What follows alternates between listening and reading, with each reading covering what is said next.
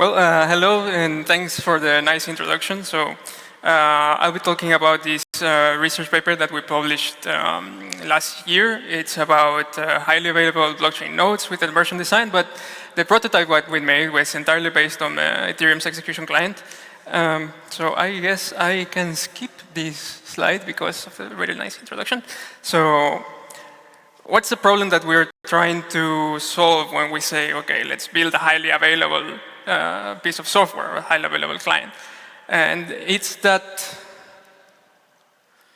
software fails all the time. Unfortunately, we live in a, not unfortunately, fortunately, we live in a world where software allows us to do very much and interesting and very much easy things, but you can see that software just fails all the time, and you know, it's a bit of a mess sometimes, right? And this happens a lot because of bugs in the code, or not even in your own code. You know, there can be bugs in your supply chain, bugs in your operating system, hardware failures. Like it goes up to the physical limit, right, where you cannot control that when and where your software will fail. So blockchains, of course, are software, and these are some extracts from a pretty nice report done by the Ethereum community about the reasons why Ethereum execution clients fail. And you see that there is no real consensus here. So most of the fails are bugs and random corruptions. And taking a step back, so even blockchain infrastructure fails. So you know, we have seen large players of the blockchain infrastructure having large outages, which is not nice for services that depend on this infrastructure, right? So as a summary of the problem we're trying to address, software fails, and you cannot be 100% sure that your software, and in this case, your blockchain nodes or your blockchain infrastructure will be working correctly 100% of the time. So it is our goal to harden this infrastructure with a focus on availability. All right, so let's move on to this end version design that we propose. So let's start with a normal approach of if you were like an app developer, right? Which you want to run your own node to deploy your own Web3 app, right? You run your node, you connect to it, but then you upgrade the version of the node, and then you have a bug in job, and then your service cannot work, right? So, all right, let's say that you're a little bit more cautious, and then that you connect to a service that has several nodes, but these other nodes that are not yours have, let's say, the same implementation. Let's say if it's Ethereum, they're all Geth, right? And then there's a transaction that comes from the network that breaks all Geth clients. And then again, your service, your application, doesn't work, right? And then it's where it comes this idea of end version design, right? So it's a decades-old idea proposed in the 70s by this person whose name I cannot pronounce. And it says that you should design software systems in a way that you design only the spec. And then you can implement this spec differently, several versions, several times, but using different technology, different teams. Much like it happens with Ethereum's execution layer and consensus layer, right? So then what we propose is that you could run some sort of this type of nodes, right? Where you have sub-nodes where these nodes have different implementations. If there's the error that I mentioned earlier about upgrading it, then your application will still have access to the chain. And then if there's some error with the other one, then there's a higher probability that your own application will have access to this chain, right? And one of the difference about this design is that it should go through a proxy or a broker of some sorts that has some decision power on where to redirect these calls, or the traffic from the external application. All right, so past the design, so we kind of know that Ethereum's client diversity works. We've seen it working, but there is no academic data on how well does it work. Like, we want numbers, we want percentages, we want hard data. And in this case, we implemented this prototype using the 4 major execution clients of Ethereum. And we deployed it sort of like this, right? So these versions are a bit outdated because we did this experiment last year. So we could do it again to see how much it has improved or not. So yeah, but okay, let's go to the experimental part of the talk. So first, we want to find out a baseline. Okay, if we are saying that inversion design is the key to reliability, then we have to decide, we have to measure how different is the behavior of the different Ethereum nodes or the Ethereum clients, right?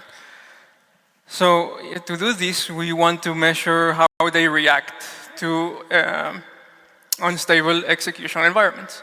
And to do this, we measure the Ethereum clients that I mentioned before with 20 realistic fault injection models. These fault injection models were based on operating system errors that we inject directly into the running processes. And we only care about one metric, the availability of their RPCs. So we spawn an application that will read, it will make requests through JSON RPC to these clients that are being actively injected with operating system faults, right? A little bit on how we inject these faults. So we put a layer of this injector layer on top of the OS, so that our process does not make requests directly to the OS, to the operating system, to read from disk or read from network or read from memory. So it goes through the injector, and then the injector decides if these calls succeed or these calls fail, and with which error they will fail. And with this, we can simulate these hardware failures, operating system bugs. All right, so this is what I just told you. So this is the design for this first question that we have, and we measure the availability. All right, so what's the result of that? So here's a table with lots of numbers that at plain sight don't make much sense. But if you look a bit closer, so here in these red squares, I've highlighted some unique behavior of different clients. So this is an aggregation over all the errors that were produced during the experiment, and this is the count of how many times this error occurred. So you can see that for Besu here, this error, invalid character response, that was present in the calling client to the Ethereum node appeared almost 300,000 times, while in the others, clients, it didn't appear. And there we have some overlap of behavior. That's also true. They are not perfectly, distinct. More numbers here. This is an aggregation of RPC. We have in this column the RPC method name, and here the numbers mean how available they were under fault injection, and each column is it corresponds either to a client. So we have all the 4 clients, and the 3 most impactful fault injection models. So remember that we have 20 fault injection models, so these are the 3 most impactful. So the same thing here, we can see that there is different availability scores. So these clients do not behave similarly. They are different by design. Another interesting finding here is that given these fault injection models, the standard deviation over the different RPC calls is very low. So if we just measure the availability of one RPC to keep working, so we can generalize to the other RPC endpoints because the standard deviation is very low. So you can see that these columns have roughly the same numbers in each column. All right, so to summarize that first part, how different the Ethereum clients react to unstable execution environments. So a bit differently, actually a lot differently. And the important thing here is that these errors that we see are non-coincidental, so that we can actually build this prototype that I mentioned in the beginning. So it will be worth to build. Second question that we want to address. How much is the availability of Ethereum clients affected under unstable execution environments? So here we deaggregate the data a little bit more. So we want to see the data for each fault model, for each client, and I also want to qualify a little better what availability means. So traditionally we say, okay, the RPC point is available or it's not. But sometimes, under fault injection, the RPC endpoint is available, but it's returning bad data. It's returning old data or even garbage, right? So this is what we call as degraded availability. Another huge table. So here we can see that, again, the nodes, the client implementations behave very differently. So we can see here that Get is very good at maintaining availability for most of the fault injection models. But actually, when you take the most aggressive fault injection models, which are the last ones, Besu is the one that has better availability. So that's interesting. Another interesting finding is that even though Aragon and Get share a lot, they have a lot in common, the errors are still different in terms of availability. So you have different availability scores. And then, well, Nethermind, it didn't perform so well in our test, so it starts degrading a little bit fast with the first fault injection models. So in summary, these are the averages of the drops in availability that we saw when we injected these 20 fault models, right? Yeah, so we can say that availability deteriorates noticeably, but it depends, right? What kind of errors you're injecting and which client you're injecting them. All right, so we go back to our prototype, to our end version prototype, and we want to measure, like, is it worth it to build this thing, to have several nodes running at the same time as your entry point to reading data on the chain. And we do the same, right? We deploy this end version node with the added fault injection models for each, the fault injection modules for each client. So in each of these clients, we will be injecting simultaneously faults, these operating system faults that will make network calls fail, disk reads fail, memory allocation fail. Right? We also measure the impact on availability, like I said, but we don't take this huge prototype and measure it. What we do is like we first test with 2 simultaneous clients, and then all possible combinations of 2 clients. Like what happens if we use Get and Besu, Get and Nethermind, Besu and Nethermind, right? All possible combinations, and then we move on to 3 with the 3 implementations, all N3 possible implementations, and then we move up to the full implementation, which is using the 4 clients. More tables, more numbers, more data. And here, what I want to focus here is that there is lots of improvement. So we can see that even from using 2 different models, like already that you have an average of 0.94%, 94% available using the same faults as we used for single clients. And then you can see that for n equals 4, then the unavailability almost disappears. So you still have a little bit of degraded availability, but you almost 100% of times you can access and can read data from a chain. So the question here is, so what is the cost of this?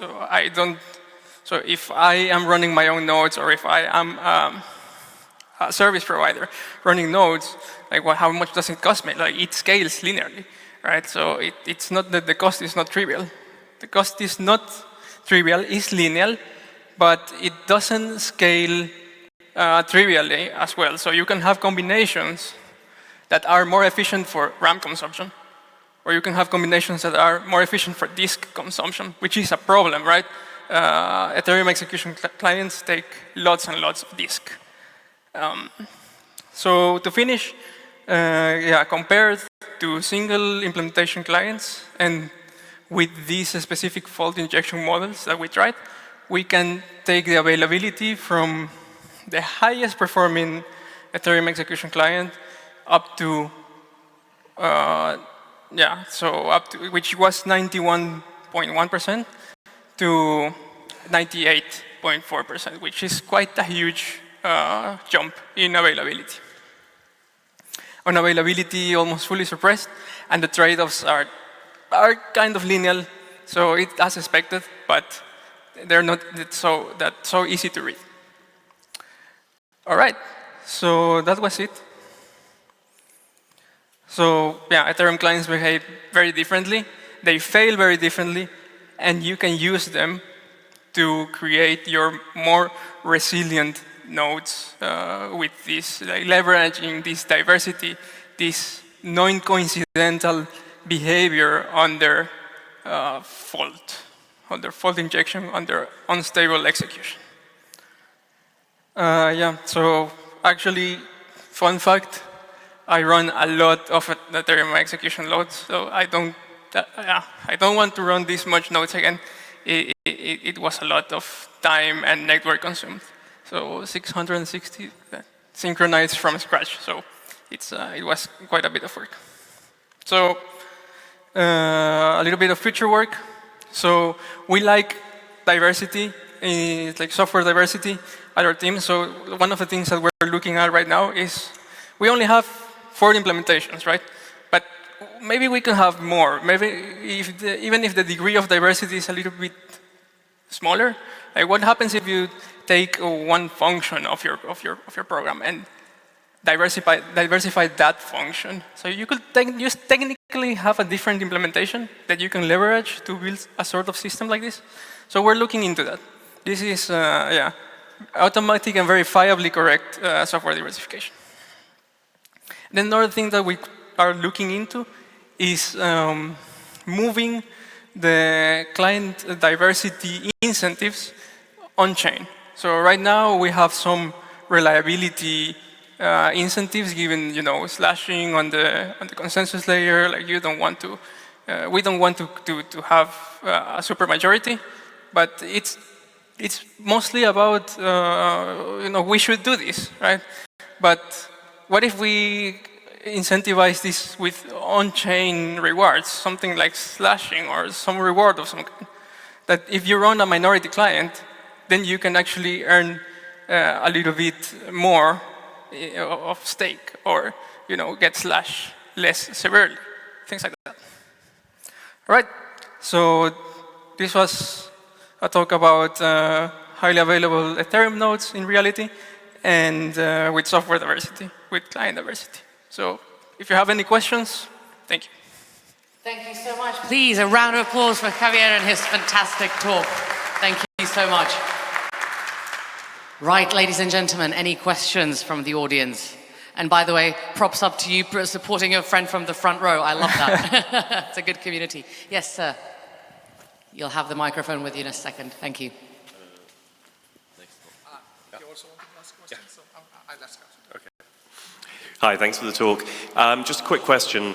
In terms of the faults that you were intercepting at an OS level, was it only faults that were requiring like a reread or a rewrite to memory, or did you simulate any more catastrophic failures as communicated by the hardware or kernel?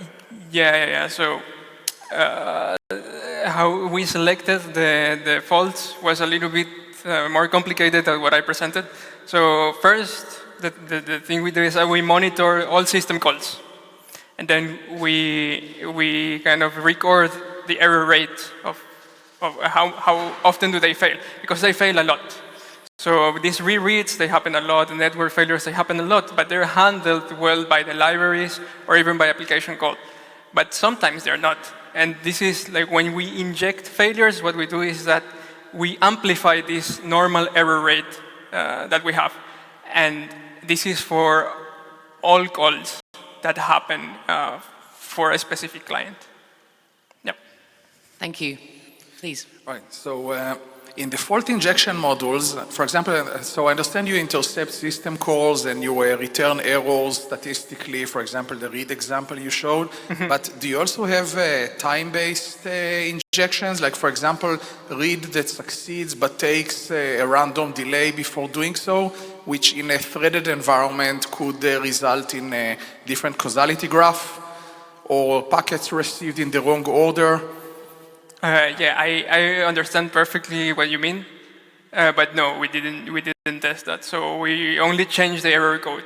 But it is a great fault model. Like messing around with the concurrency of the threads is a very good fault model. Like you can actually check if you have no deadlocks, if you have no simultaneous reads, simultaneous writes, things like that, which is very good.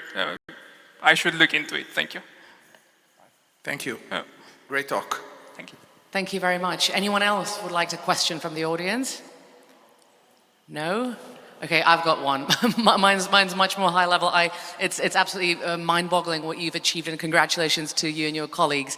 At least in the Czech Republic, blockchain hasn't even been registered at some of the technical universities. I'm curious when it comes to things like technological transfer, working with the private sphere, whether you can make certain recommendations to concrete companies or concrete communities, and how that kind of interaction between the academics and the entrepreneurs is basically coming along in this very kind of fresh new community.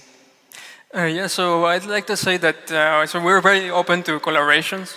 So yeah, you can just contact me or the university directly, or colleagues. My supervisor, he's very active in the crypto space. And yeah, we're very open to collaborations. We don't move as fast maybe as as startups or companies that have lots of money, but we're there. We want to contribute, and we want to contribute the way we know how, which is with hard data, with facts that we can spend 2 weeks, 3 weeks looking at a table with a lot of numbers and try to get some insights from there, and then that can be helpful for everyone. The tough but rewarding world of academia. Thanks to people like Javier, we can take blockchain to the stratosphere. Thank you so much for your inspiring talk. Give him one more round of applause, please. And I'll see you very shortly with yet another talk on this fantastic main stage. See you soon.